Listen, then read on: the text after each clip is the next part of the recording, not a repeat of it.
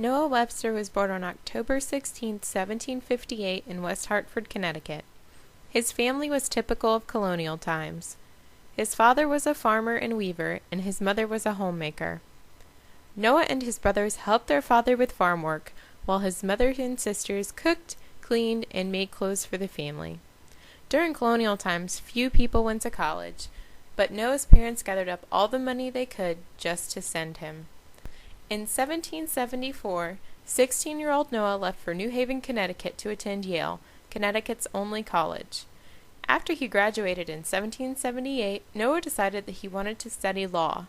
Unfortunately, his parents could not manage to pay for more schooling, so Noah had to pay for it himself. Noah began teaching school in 3 towns in Connecticut to save enough money for law school. While Noah was teaching, he realized that he did not like the way schools were run in America.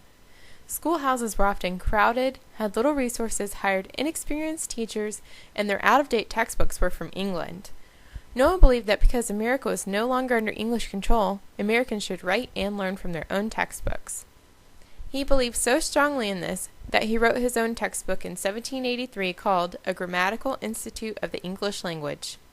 This textbook was used for 100 years to teach children language arts. Noah was also a political journalist. He established the American Magazine in New York City and held the position of editor at New York City's first daily newspaper, called the American Minerva. Noah also published several political pamphlets about slavery, nations' rights, and Federalist ideals.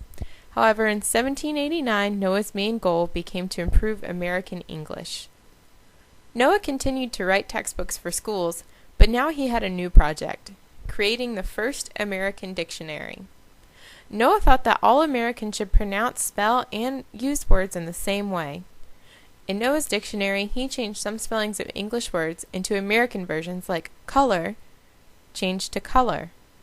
Not only did he change spellings, he also added American words to the dictionary like squash and skunk. In 1828, 27 years after he began writing, Noah was finally finished with his masterpiece, an American Dictionary of the English Language. Years later, in 1841, a second edition was created and became known as Webster's Unabridged Dictionary. Many conservative people of Noah's time were alarmed by its altered spellings, usage, and pronunciation, as well as the new American words it included. 4 years after Noah's death in 1843, the rights of his dictionary were sold to George and Charles Merriam, 2 printers from Massachusetts. Despite being criticized by some, at the time of his death, Noah Webster was considered an American hero.